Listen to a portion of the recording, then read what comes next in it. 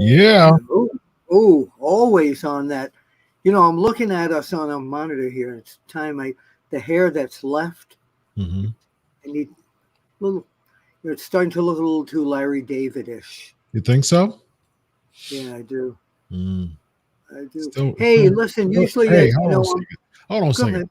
You're still a handsome fella, man. I know. Oh, well, thank you. I You need to appreciate keep yourself like that. Bill Apter is a handsome fella, man. Yeah, but having a strong opinion against you, man. I love it, though. I love it, man. Well, you know what? Here's the thing. I never think it's against me. I think it's opposing viewpoints, and because of your career as a psychologist. There you go. That you tend to go into depth on things where I kind of go below the surface, but not as deeply as you do. I'm a deep thinker, man. I'm a deep thinker. Yeah. Speaking of deep thinker, not a deep stinker, right? That's right. I'm not a deep stinker. I got a gift for you, though. You do? Hey, I already have my Tic Tacs here. So. Very nice. So people get so tripped up in the pro wrestling, especially the commenters and the marks and everything. They get so tripped up.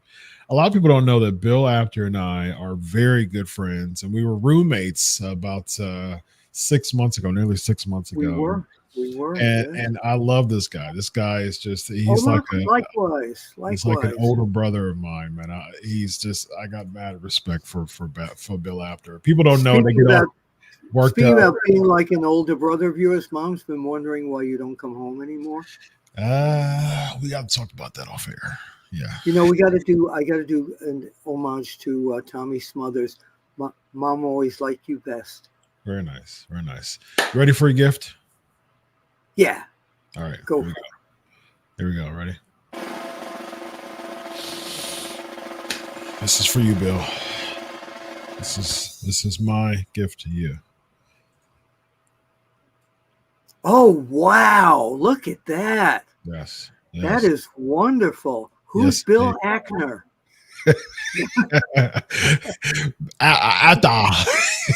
Bill Apter. That's like that Andy Reid commercial. You know, it's wonderful. Who are the chefs? Yeah. You seen that? Yes, indeed.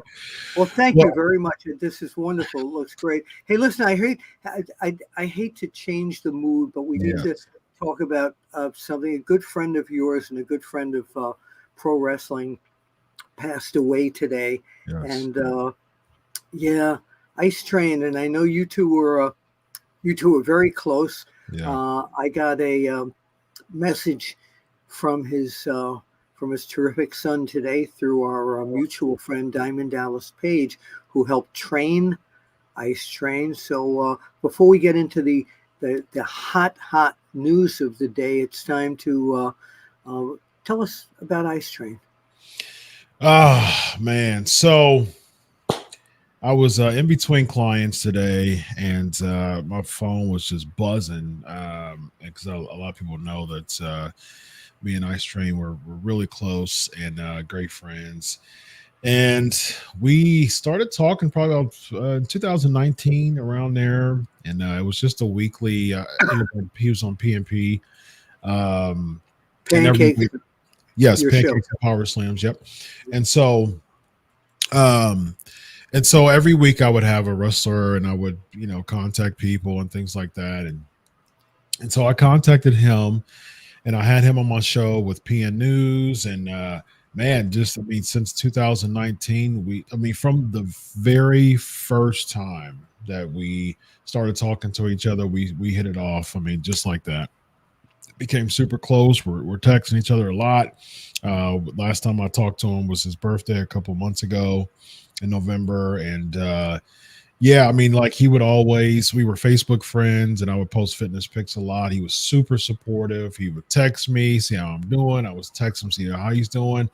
And there would be times where a lot of this show, the whole idea of UnSKripted came from Sports Kita, Riju being a big fan of my show, Pancakes and Power Slams. And on PNP, every single week, I would have an interview. I would have a wrestler interview, and Riju really liked that. He said, "Man, you want to bring that over to Sports Kita, and we pay you for it." Skupta. Yes, that's right.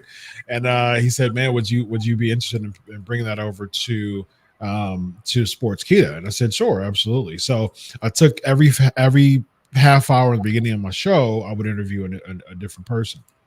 And so there would be a lot of times every single week, being a doctor and doing a whole bunch of other stuff, my schedule, it would be super difficult finding a new wrestler every single week.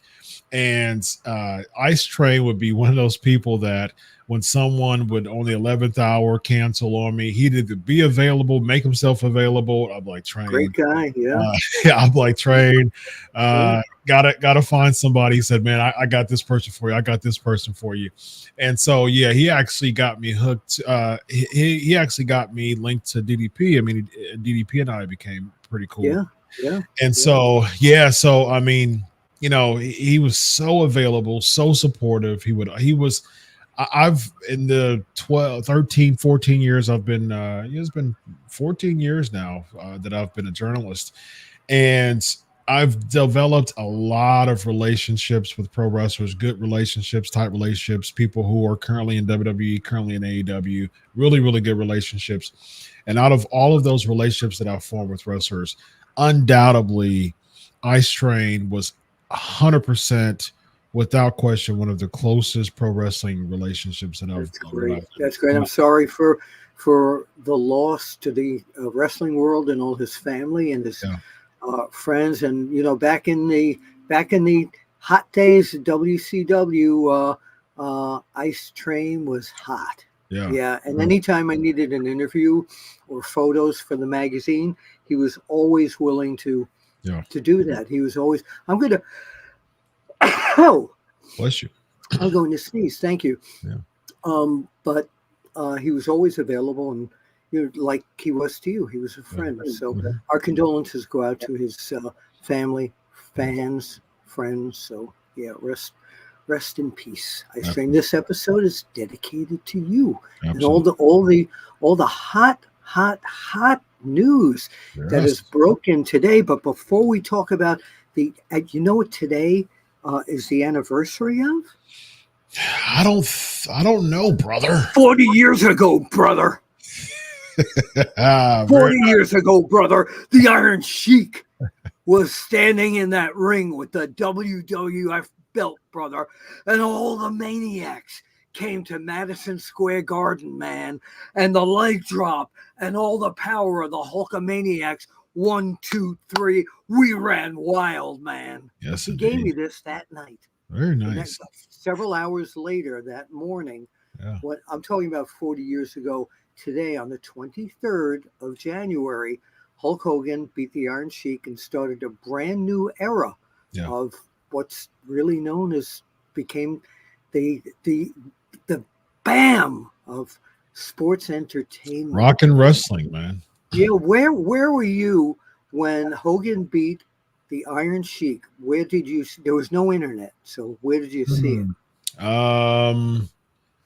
My great grandmother was a huge wrestling fan, and I've shared this a lot on my PNP page, and I've been asked here before too. On Sports Keto, what caused me to become such a big wrestling fan? I became such a big wrestling fan because of my late great grandma, and She was in her 60s and 70s. I was blessed to experience about 14 years with her, and all of my upbringing, she was the biggest pro wrestling fan. She had a recliner behind me, had a floor model TV. My brother and I, brother's just a year younger than me, we will sit in front of her, and she, like, pro wrestling was so real to her. She was ailing, she had a cane, and she would just yell at the TV, and she would throw the cane at the Oh TV.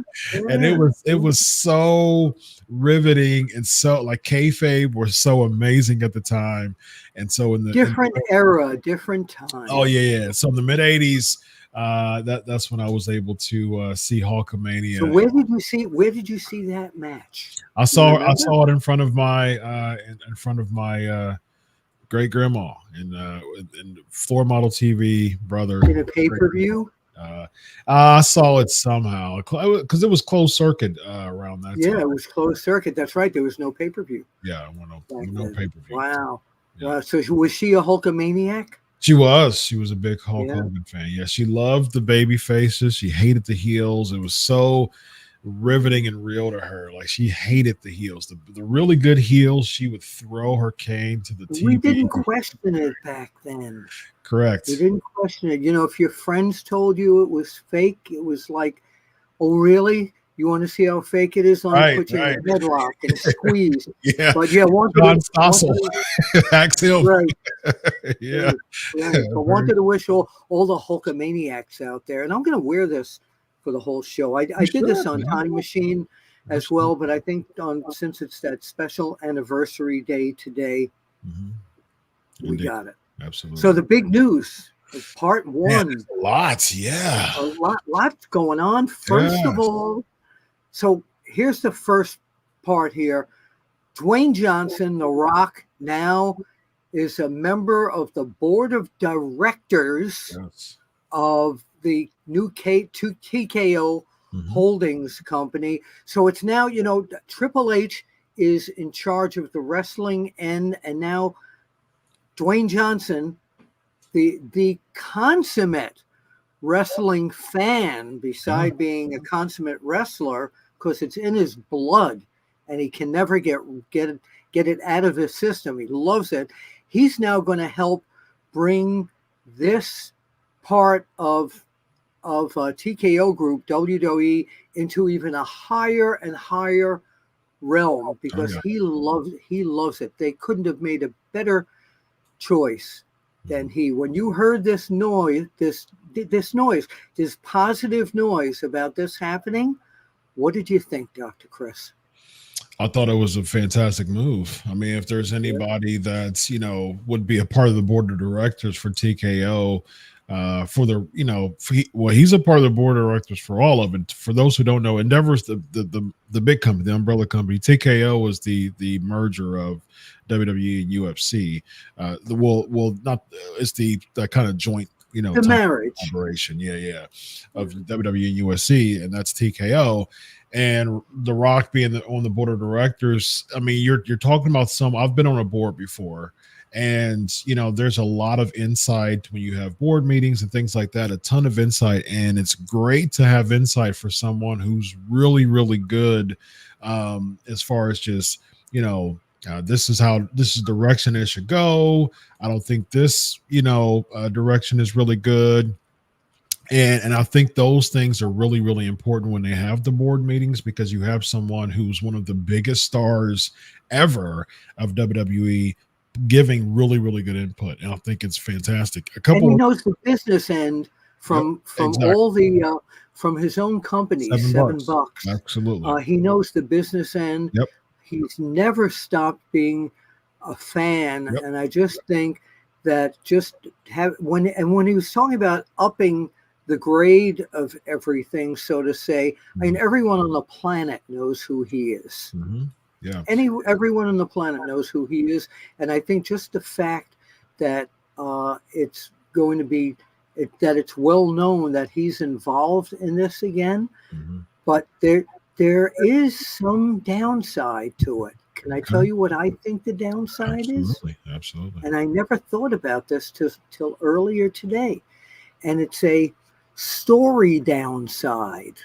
And here's the story downside. Cody, as you know, is trying to not finish the story, but go to the next level of the story.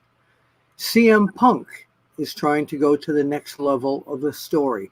The next level is to take Roman Reigns out and beat him for the universal, what they're just calling the championship at this point. Dwayne Johnson made it very clear today on a lot of interviews, on a lot of financial networks, that he thinks at WrestleMania 40, if he wrestles Roman Reigns, this is going to knock the biggest ball out of the biggest ballpark ever. So what happens to whoever wins the Royal Rumble, whether it's Cody or CM Punk? What happens? How does The Rock get that match? I think that's what you have to do. I think that's where the marquee is The Rock versus Reigns, especially with Rock having UFL and being a board member of TKO. Yeah. You want to talk about from a business But standpoint. how do you do it? How do you do it? Bringing in new faces or casual faces to the brand. You got to do Rock, Reigns. One thing we didn't say about The Rock real quick is that he owns the name completely now. So kudos to him for that. So, you know what's going to be weird about that? What's that? WrestleMania 40's in Philly, the home of the Rocky. You know what I mean? Yeah. So you're going to have 91,000 fans yelling Rocky, and it's not Stallone. That's not Stallone. Yes, Dwayne. Right. But anyway, how would you book this angle where it winds up where Cody or Punk wins? They're supposed to get Roman Reigns, but now it's going to be The Rock. How do you do that? I don't think they'll get Roman Reigns. I think that Punk will win the Rumble. I think it will be Punk Seth. I think Seth will win at WrestleMania. I think Cody's going to be safe. I think Cody's going to be. I think that the Roman Reigns will beat The Rock at WrestleMania. I think Cody Rhodes will beat Roman Reigns at SummerSlam. So I'm looking at it as with the injury that Seth Rollins has, that Seth beats whoever he's going to take on at the Rumble, whoever it is, he beats him. But he's injured so badly that now Damian Priest goes in, beats Seth Rollins, and now he is the champion. So either Punk or Cody can take that title from Damian Priest. Makes sense to me. But I mean, how do you go around? The question is, because I don't know as a booker, the question would be, how do you get The Rock in there with Roman Reigns if Cody is going to choose Roman Reigns? I don't think he's going to win the Rumble, though. So you think CM Punk is going to win the Rumble? I think Punk's going to win the Rumble, yes. Okay, and Punk picks Seth. Okay, so how does The Rock get to Roman Reigns if Cody is the logical guy to go after him? I think it's easy to have a distractor there, so someone can, Cody comes out and every single week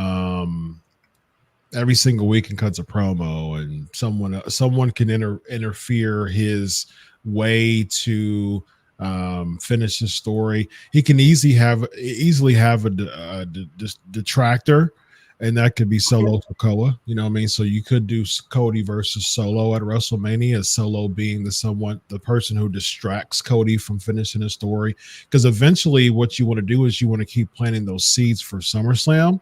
So I think it's easy to, instead of do Cody Roman at WrestleMania, you have Cody still trying to get to Roman. And then all of a sudden, Cody gets obliterated by Solo Sikoa, and then you have Cody and Solo at WrestleMania. Interesting. And if you fans have any comments here, please, get to us here.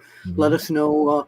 Let us know your feelings. So now, part 2 of this gigantic news day, again, January 23rd, 2024, is the WWE through TKO. They've made a deal that's pending. It's all these deals are pending until they happen, to be on Netflix. Now, there's a positive and a negative here. The negative part, and I'm Mr. Positive, but the negative part is I get my Netflix through Comcast. It's part of my subscription. I get my Peacock through Comcast. There are people who have cable systems that don't get Netflix, that don't get Peacock, so they have to get these. Now, both of them, especially Netflix, can be expensive, and I understand they're coming out with a $6.99 platform where you'll get commercials with it. So Raw being on that with commercials, and the first real live sports entertainment thing to ever be on Netflix happens with Raw. Now, this to me is amazing, because you remember when regular TV kind of went away and wrestling started coming out on cable, right? The Superstation, USA Network. So now the next step in proliferation and change, extreme change of TV, with TV wrestling kicking it off, is going to be this Netflix platform, because I have a feeling it's not going to stop with WWE. What do you think? Yeah, so right now it's scheduled to go in effect January 2025, and I think it's fantastic. I think it's a great business deal. The wave of entertainment viewership is going via streaming, and that's been a thing for at least 5 years now. So I mean, streaming is the way to go, and so cable television is starting to become a passe, and it's starting to become a bit antiquated. Never thought that would happen. Yeah, that's a good point. And I think, streaming it's from a business standpoint, it's great. I mean, you gotta go with the times. You gotta, business wise, you gotta go with the current, and streaming it is great. I mean, they don't have an allegiance to USA, and of course they kept, they were with USA for a long time, and they've been with them for 30 years. So I mean, this is what we're talking about, and yet from what I understand, SmackDown will go from Fox to USA. So USA is not totally out of the sports entertainment scene. Yeah, but from what I've heard, though, everything's moving over to Netflix. Yeah, I don't know how programming. Yeah, and yet I understand that hasn't been written for SmackDown just yet. Yeah, I saw that even like the shows and everything. So we'll see. Although Peacock will retain the what we used to call the pay-per-views, the premium PLEs. Yeah, the PLEs. Yeah, whatever that is, because I've seen a couple of reports, and I think that's if it's just simply Raw, I think it's a good idea too. If it's everything WWE, which I think I've also seen, either way, it's good. I speak very highly of this from a business standpoint. I saw some numbers as far as the deal is concerned, and I think I think that's fantastic. I mean, I don't have any negative to say about it. I mean, it's Al Snow's company, Al Snow's Ohio Valley, when they did that reality show, was kind of like the teaser, the kickoff to these guys looking at this wrestling thing is maybe there's something to this. Yeah, I mean, it makes sense. I mean, streaming is the way to go, and if you want to grab, a sport, so to speak, for streaming, because Peacock has football, live football, and so that's their way of really catching that live sports wave. Amazon also has live football, pro football. So I think, Netflix from a live sport perspective is a bit behind the curve. So it makes sense for them streaming wise to catch up with the current other reputable streaming sites, Hulu, and Sure. and Amazon Paramount, Prime right. and Paramount, Paramount, and the Amazon Prime, Hulu, Paramount, and Peacock streaming sites, live sports. Netflix is kind of sitting out there like, well, we gotta we gotta catch up. And that, now keep in mind here, WWE maintains the premium live events on Peacock. Yeah. Peacock is owned by NBC. Sure. NBC also owns USA. Yeah. So if SmackDown stays on there, WWE, that company, the parent company, has got such a sweet deal because they're married with the whole NBC Universal package and Netflix. I mean, where does AEW fit into? That's a good point too. I mean, like from I've heard that, even Meltzer is the biggest WWE apologist, and he's even criticizing the dwindling attendance. From what I heard, it got about it's all the way down to like 2,000, live fans for shows now, and it's like, I've heard. But they're doing great. They're still, Saturday night Collision outranked football and basketball, so they're still getting good TV numbers. What football? Because they've been. I don't know, because this is just something that I read in the ratings. Definitely not college. College football is over. It's been over. And no, it has to be pro football. Okay, well, pro football was the playoffs, and playoffs had amazing numbers. I mean, they allegedly did great numbers on Saturday night. Well, definitely not in the tens of millions, that's for sure. So who knows? Their ratings? No. Okay. Yeah, for SK Nation, what was Collision's ratings? If you can grab Collision's ratings, yeah. I know we don't have. Go ahead. Yeah, because they Dynamite doesn't even break 1 million. They just had a little over 800,000. That was the best number they had in a while. So they don't. Yeah, but they did allegedly really well against some major sports competitions Saturday. Okay. Yeah, it wasn't. Since we're almost pressed for time, Royal Rumble coming up this Saturday night. Gunther thought it was Sunday night. So yes. I don't even know if he was going to show up. Yes. He's going to be God. He's going to oversleep. Did you notice the broadcasters kept saying it's Saturday night? Yes. Michael Cole did cover him up very well. So Collision only had 441,000 viewers. So that's substantially low. Wow. Okay. Yeah. I read it wrong. And do you have the card for? So we should go over the card for the Royal Rumble, and let's do our pick'ems. All right, let's quickly do our pick'ems. You bring the pick'ems up, Paul. Right. Yeah, I sure will. All right. So right now there's only 4 scheduled matches. Right now we have Logan Paul versus Kevin Owens. Who do you got, my man?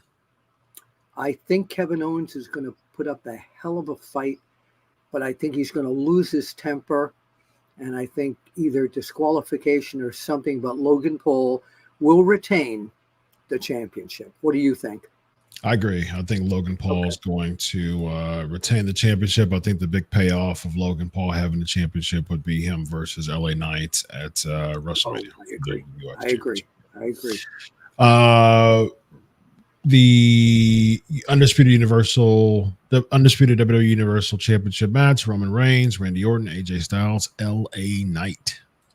LA Knight and AJ Styles are going to destroy each other, while Roman Reigns and Randy Orton are going at it, and somehow Roman Reigns is going to come out on top. It's going to be there's going to be a big schmoz there where LA Knight and AJ are going to get in Randy Orton's way, and it's going to wind up with Roman winning.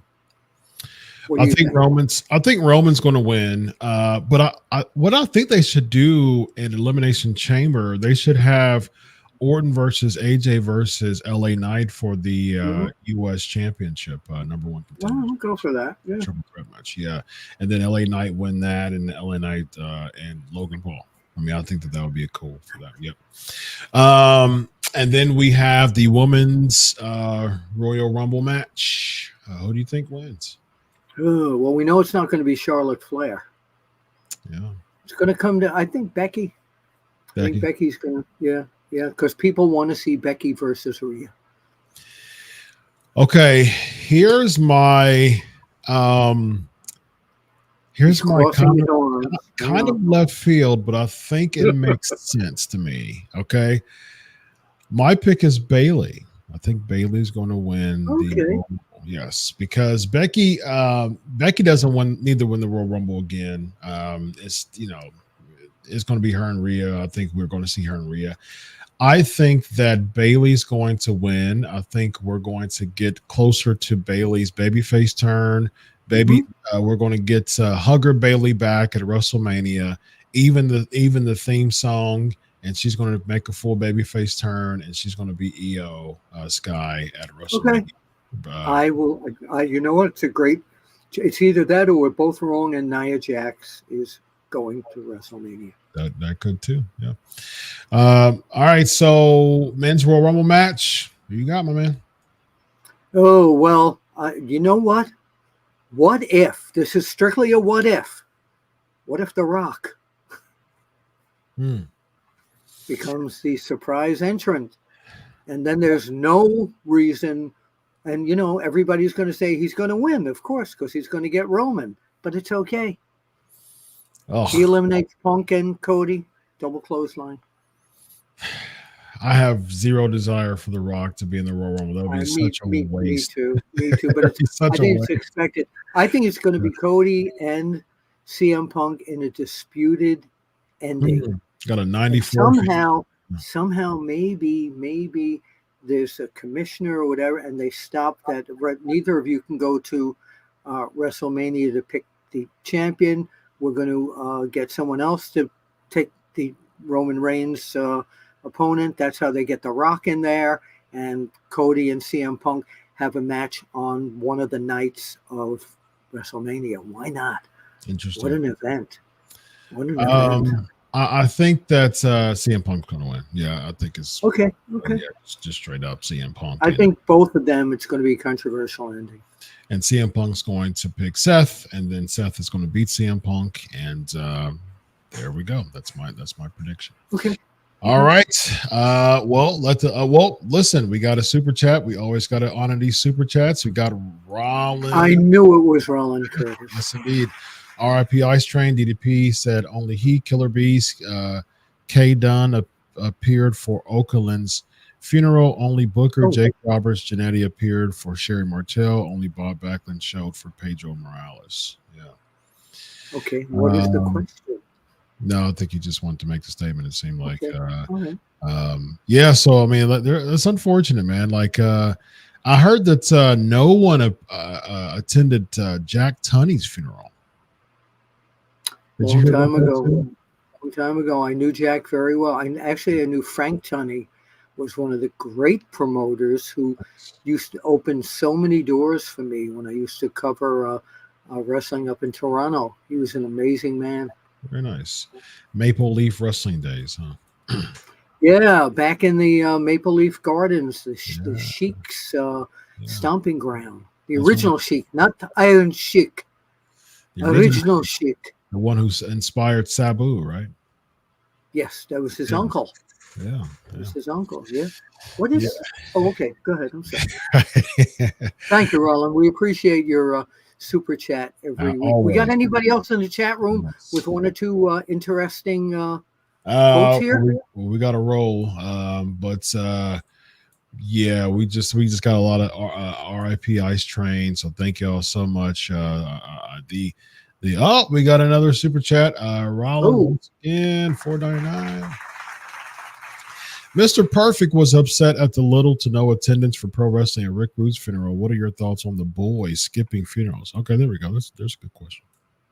Well, that's they may have liked They may, I don't know, some guys may have had heat with them or whatever. Or they just might have respected them as wrestlers, as workers, and maybe didn't like them personally. You have to take each one of them uh, differently as they are. And sometimes people just can't get away and do that. They can't get away from their family. They can't get away from their, people say, well, I have to work. I can't do it. Depends on what you're doing. I mean, there's a million different reasons why.